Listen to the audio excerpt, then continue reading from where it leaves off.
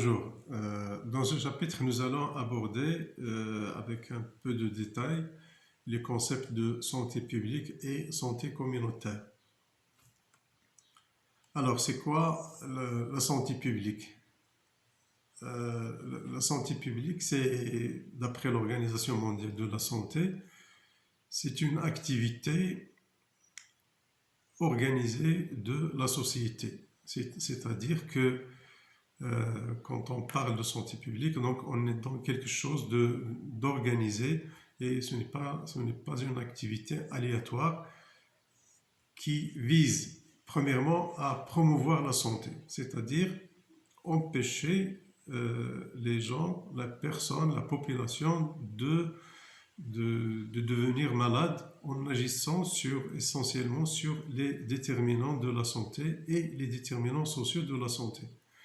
Et aussi, il consiste à protéger la santé par le biais de la vaccination et un certain nombre de mesures comme le dépistage, etc., pour éviter aussi, pour diminuer le nombre de personnes qui risquent de devenir malades.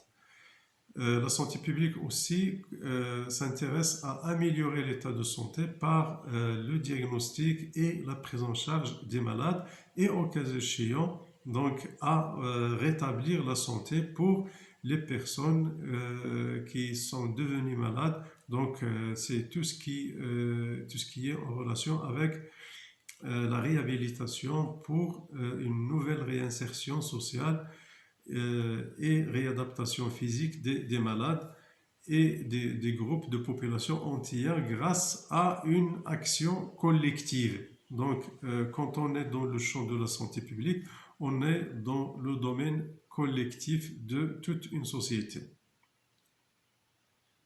Alors, on peut, à partir de cette définition, distinguer deux dimensions essentielles de la santé publique. C'est l'accent qui est mis d'abord sur tout ce qui est promotion de la santé, prévention, prise en charge des malades et la réhabilitation, mais c'est surtout l'accent mis sur la promotion de la santé et la prévention, beaucoup plus sur tout ce qui est curatif. Et deuxièmement, c'est une approche collective, c'est-à-dire que euh, elle responsabilise et le citoyen et aussi tous les autres acteurs, tous les autres secteurs qui y ont une responsabilité plus ou moins importante sur la santé de la population. Et la santé publique, on ne s'intéresse pas beaucoup aux problèmes de santé pris à une échelle individuelle. Donc on est dans une réflexion pour tout le monde, pour toute la communauté et pour toute la société. À partir de là, il y a un certain nombre de fonctions qui sont définies pour toutes les politiques de santé publique. La première, c'est le contrôle de l'état de santé d'une population donnée dans une aire géographique donnée qui peut être une localité ou une nation ou même à l'échelle mondiale.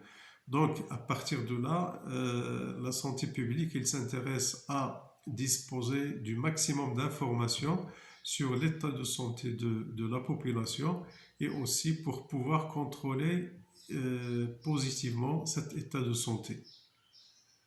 La santé publique s'intéresse aussi à tout ce qui est en rapport avec la surveillance épidémiologique, mettre en place un certain nombre d'outils de dépistage et de surveillance et aussi d'alerte pour pouvoir identifier et juguler toute situation épidémiologique, mais aussi pour contrôler toutes les maladies qui ont un certain potentiel épidémique.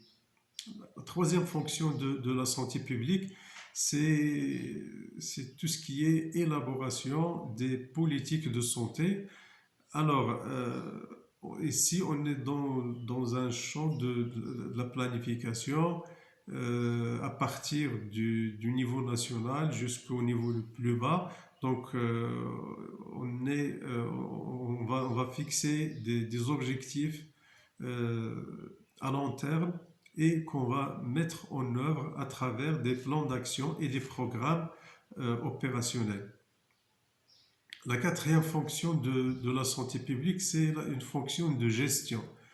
Alors, pour pouvoir maîtriser et améliorer l'état de santé de la population, donc on va gérer bien sûr beaucoup de choses. On va gérer des médicaments, on va gérer la logistique, la technologie médicale, les ressources humaines, etc. Donc la fonction de gestion, c'est une des grandes fonctions dans le domaine de la santé publique. Cinquième fonction, c'est tout ce qui est en rapport avec la réglementation. L'État, soit par le ministère de la Santé ou par le biais d'autres départements, ça peut être le ministère de l'Intérieur, le ministère de l'Agriculture, etc., il va à chaque fois mettre en place un certain nombre de textes réglementaires qui ont pour rôle de protéger l'état de santé de la population, quitte à mettre en place des mesures coercitives pour éviter tous les dérapages par rapport, par exemple, à la qualité des aliments, à la qualité des médicaments, les conditions de mise sur le marché des médicaments, etc. Donc, l'aspect réglementaire, c'est une des fonctions essentielles de la santé publique. La sixième fonction, c'est tout ce qui est en rapport avec le développement des ressources humaines pour la santé. Donc, quand on parle de ressources humaines, on ne parle pas uniquement des soignants. Euh, donc, il y a tout ce qui est en rapport avec les professions infirmières et les techniques de santé, les médecins, les spécialités médicales, mais aussi toutes les autres professions techniques d'appui qui vont assurer la disponibilité et la continuité des services de santé. La septième fonction, et qui n'est pas des moindres, c'est tout ce qui est en rapport avec la promotion de la santé. L'une des fonctions de tout système de santé, c'est de promouvoir la santé, c'est de mettre en place un certain nombre de programmes et de plans d'action pour améliorer les déterminants de la santé et éviter que les gens tombent malades. La dernière fonction, c'est tout ce qui est en rapport avec la recherche, surtout la recherche opérationnelle. La recherche, c'est une fonction qui peut prendre plusieurs aspects, qui peut exister à tous les niveaux d'un système de santé. C'est par la recherche qu'on va identifier les problèmes, qu'on va comprendre les problèmes et qu'on va aussi décider pour gérer ces problèmes. Donc la recherche, c'est une fonction fondamentale dans le domaine de la santé publique. Alors, si on veut faire une comparaison entre l'approche traditionnelle de la santé et l'approche santé publique, donc à partir d'un certain nombre de variables, donc, par rapport, par exemple, à la population concernée, on l'a dit, donc la santé publique, on s'intéresse à la collectivité et pas beaucoup à l'individu quand même. Le- Par rapport à l'attitude vis-à-vis de la population, donc dans une médecine traditionnelle, par exemple dans le secteur privé, par exemple, on s'intéresse à la personne qui consulte tout simplement et on prend en charge la personne qui va se présenter aux soins. Alors que dans une perspective de santé publique, donc on s'intéresse aussi bien à la personne malade qu'à la personne qui est en bonne santé euh, pour éviter qu'il soit malade. Pour tout ce qui est la prise en charge, donc pour l'approche traditionnelle, donc on va prendre en charge l'épisode au moment de la consultation, alors que pour l'approche santé publique, on va essayer d'assurer une prise en charge complète depuis la promotion, la prévention et aussi jusqu'à la réhabilitation et la réinsertion sociale et le contrôle du problème de santé. Par rapport aux ressources, à la gestion des ressources dans une médecine traditionnelle. Donc, bien sûr, la santé, donc on va pas donner beaucoup d'importance au coût et au prix des soins, et, mais dans une approche de santé publique, on va tenir compte quand même à ce que les interventions en matière de santé publique soient très profitables et très rentables, et aussi à un coût qui est abordable aussi bien pour la population que pour la communauté.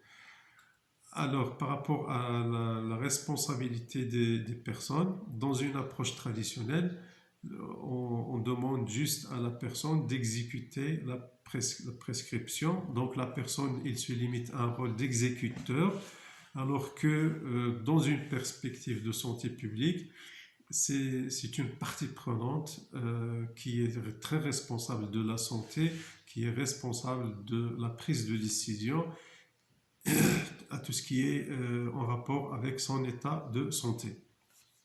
Alors, pour mener toutes ces fonctions, la santé publique, bien sûr, elle va faire appel à une panoplie de disciplines, donc très variées, à partir donc la planification, en rapport avec la planification, la démographie, la sociologie, la communication, etc., l'éducation, la pédagogie, donc la formation, la gestion, etc. Donc, euh, vraiment, quand dans le champ de la santé publique, on a affaire à toutes ces disciplines-là, qui ne sont pas des disciplines propres à la santé, mais qu'on va les emprunter et pour améliorer l'état de santé de la communauté. Alors ça, c'est par rapport à la santé publique. Maintenant, on va parler d'un autre concept, c'est le concept de la santé communautaire. Pour pouvoir comprendre c'est quoi la santé communautaire, essayons d'abord de définir c'est quoi une communauté. Alors, une communauté, quand on dit déjà communauté, il y a le mot commun, c'est un ensemble d'individus qui est relativement homogène. On ne peut pas avoir une homogénéité parfaite, mais disons relativement homogène. C'est un groupe d'individus qui vivent dans des conditions similaires, pratiquement les mêmes conditions, et des mêmes conditions d'organisation et de cohésion sociale.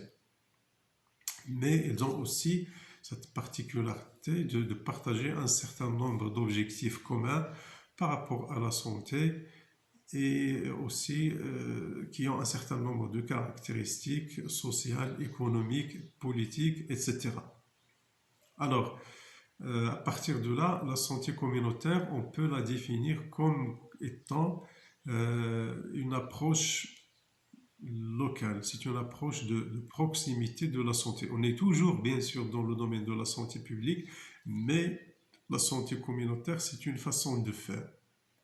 C'est le fruit d'un certain nombre d'évaluations qui ont été menées dans le domaine de la santé publique, et on s'est rendu compte que les interventions qui vont parachuter aussi bien du niveau central que du niveau régional et même du niveau provincial, euh, ils seront plus pertinentes et plus intéressantes s'ils sont couplés avec des interventions locales de proximité. Alors, c'est un nouveau regard, bien sûr, sur la santé publique qui consiste à faire participer la communauté. Donc, c'est le deuxième concept en matière de santé communautaire, c'est que c'est une approche locale, de proximité, et aussi c'est une approche participative, et on va mettre l'accent beaucoup sur la participation communautaire, de la communauté.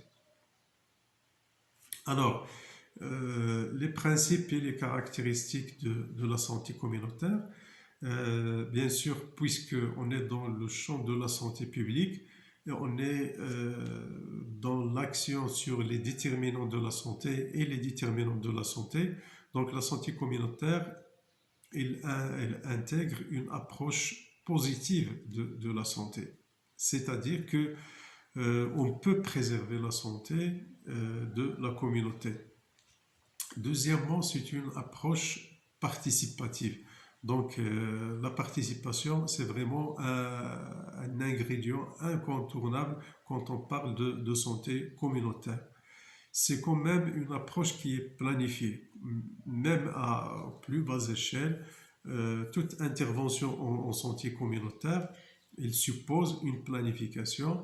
Donc, on va revenir sur ça en tout cas dans un autre chapitre quand on va parler de la démarche communautaire et du diagnostic communautaire, mais ça sous-entend toujours une démarche planifiée à partir des besoins de la communauté jusqu'à la mise en œuvre, etc. Alors, je dirais aussi que c'est une approche de proximité, donc on en a déjà parlé. Voilà pour la santé communautaire. Donc maintenant, on va dire un mot quand même de la notion des soins de santé primaire, parce que c'est à partir de là qu'on va comprendre tout ce qui se fait dans le domaine de la santé publique.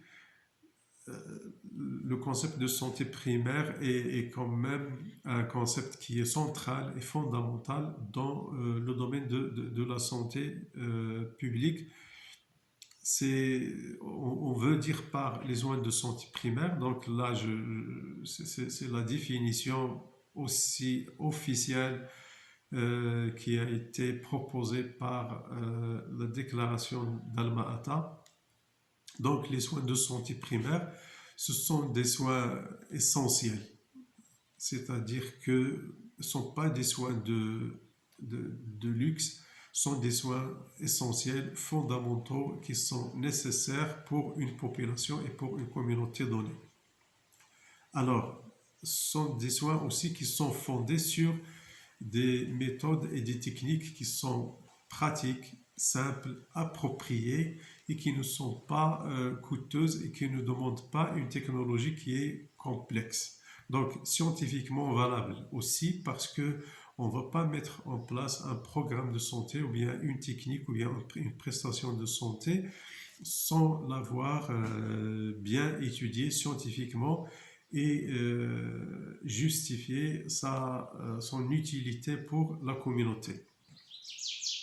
Alors, ces soins de santé primaire, ils doivent être acceptables. Acceptables sur le plan, bien sûr, culturel, sur le plan technique, sur le plan financier, etc. Et aussi accessibles. Accessibles sur le plan géographique, donc les dimensions de l'accessibilité sont multiples géographique, sur le plan financier aussi, c'est-à-dire qu'elles doivent être abordables. Et c'est pour cela la majorité des soins de santé primaire, elles sont même gratuits. Et aussi, sur le plan, ils doivent être accessibles sur le plan organisationnel. Et les soins de santé primaire aussi, ils vont mettre en valeur l'aspect d'auto-responsabilité de la communauté et son autodétermination. C'est-à-dire que la communauté, la population, il est très responsable, très responsabilité de sa santé. Il doit participer à la mise en œuvre de ces soins de santé primaires. Alors, ce concept de soins de santé primaire, il a été mis en valeur à la conférence d'Alma-Ata au Kazakhstan. Donc, c'est cette déclaration où les pays qui ont participé à cette conférence, ils ont mis en œuvre, ils ont mis en valeur, ils ont proposé ce concept-là, cette stratégie basée sur les soins de santé primaire comme un moyen d'intervention en matière de santé publique. Et à partir de là, on va demander à tous les pays de mettre en place des mesures et des stratégies pour implanter les soins de santé primaire dans leur pays. Alors, je profite ici de ça pour dire que la dernière conférence qui a eu lieu aussi au Kazakhstan, à Astana cette fois-ci, en 2018, il a 40 ans après la conférence d'Alma-Ata, il a aussi mis l'accent à nouveau sur la notion des soins de santé primaire et demande aussi toujours aux pays de donner plus d'importance à ces soins de santé primaire. C'est parce que grâce à eux, on va pouvoir réduire les inégalités et les iniquités en matière de santé. On va garantir un minimum de démocratie sanitaire et de participation de la communauté à son auto-prise en charge, etc. Alors, donc, les soins de santé primaire, comment on va les mettre en place? Donc, c'est tout ce que les États vont mettre en place au niveau des centres de santé qui constitue le premier niveau de contact. Alors, c'est un paquet d'activités ou bien un paquet de services que le système de santé il va mettre à la disposition de la communauté à un niveau le plus proche de la communauté. C'est aussi le premier niveau de contact entre la population et un système de soins de santé.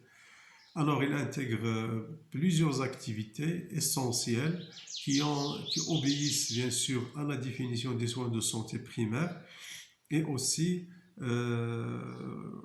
au niveau des soins de santé primaires, surtout au niveau des centres de santé, on va mettre l'accent sur cette approche multisectorielle de la santé et aussi on va mettre l'accent sur la participation communautaire et les soins de santé primaires aussi, ils sont basés sur une technologie appropriée, une technologie simple, adaptée, mais qui est scientifiquement valide, scientifiquement valable et utile pour la communauté. Alors, de quoi sont composés ces soins de santé primaire? Donc, essentiellement, c'est ce qu'on peut retrouver dans tout centre de santé. Donc, toutes les activités en rapport avec la promotion de la santé, de bonnes conditions alimentaires et nutritionnelles, l'éducation, l'information et la communication avec la population. Bon, maintenant, on parle beaucoup plus d'éducation pour la santé. Tous les programmes qui sont en rapport avec l'approvisionnement et l'accès à l'eau potable et à l'assainissement pour la population et aussi tous les programmes en rapport avec la protection maternelle et infantile. Alors, je reviens sur l'approvisionnement en eau potable. Bien sûr, ce n'est pas la santé qui s'occupe de ça, mais c'est un ingrédient important pour améliorer l'état de santé de la population et qui est assuré par d'autres services. Bien sûr, aussi, parmi les activités essentielles des soins de santé primaire, c'est la vaccination contre un certain nombre de maladies qui sont jugées prioritaires et aussi le contrôle des maladies qui ont un caractère endémique local et aussi participer à la prise en charge des maladies qui ont un caractère épidémique général et par leur détection et la contribution aussi aux mesures de lutte. La prise en charge des maladies courantes, y compris les maladies chroniques qui sont devenues de plus en plus importantes et aussi la dispensation des médicaments essentiels.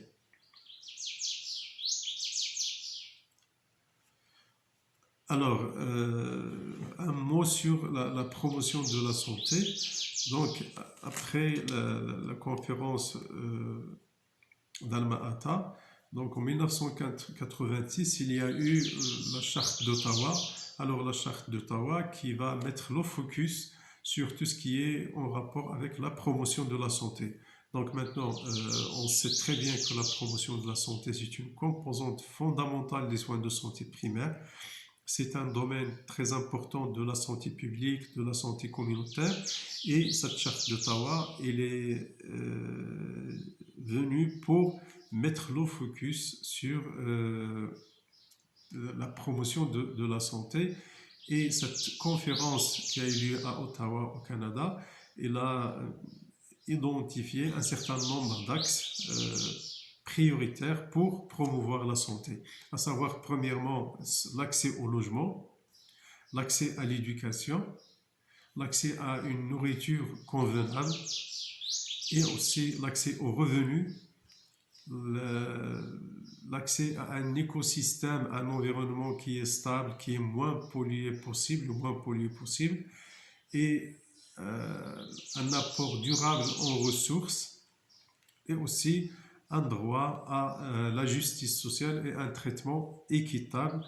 Donc, c'est tout ce qui est en rapport avec la démocratie sociale, le respect des droits de l'homme, le droit à la santé, tout l'effort qu'il faut faire pour réduire les iniquités et les inégalités en matière de santé.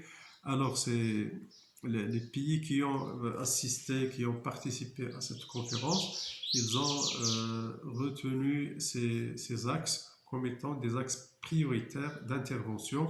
Ils ont demandé à tous les pays de se focaliser et de donner de l'importance à ces axes. Alors, comment la conférence d'Alma-Ata, elle a suggéré un certain nombre d'axes, essentiellement 5 axes en matière de promotion de la santé. D'abord, l'élaboration d'une politique de santé publique, c'est-à-dire pour pouvoir intégrer la promotion de la santé, il faut d'abord disposer d'une politique de santé publique. Deuxièmement, la création de milieux favorables et la protection de l'environnement. Et aussi le renforcement, la promotion de l'action communautaire et de la participation de la communauté à sa santé. Et aussi développer les aptitudes individuelles. Ici, on va parler d'un concept qui est très important, c'est l'empowerment. C'est toutes les mesures qu'on peut mettre en place pour renforcer les compétences et les capacités de la communauté. Et enfin, la 5e stratégie consiste à réorienter les services de santé dans le sens de la promotion de la santé. C'est-à-dire que un recadrage au niveau des soins de santé primaire, au niveau des structures de santé, pour donner plus d'importance au programme de promotion de la santé. Alors, en conclusion, on peut dire que la santé publique, c'est une approche population, contrairement à l'approche individuelle. La santé communautaire, c'est une approche de proximité et c'est une approche participative. Et la stratégie basée sur les soins de santé primaire, il est toujours pertinente, il est toujours d'actualité à ce jour-là aussi. Il a toujours sa valeur, il est toujours fondamental pour la promotion de la santé d'une population, de la communauté. Et la promotion de la santé est un levier fondamental pour la santé publique et la santé communautaire. Voilà, ainsi se termine ce chapitre. Je vous remercie et on se donne rendez-vous pour le prochain chapitre.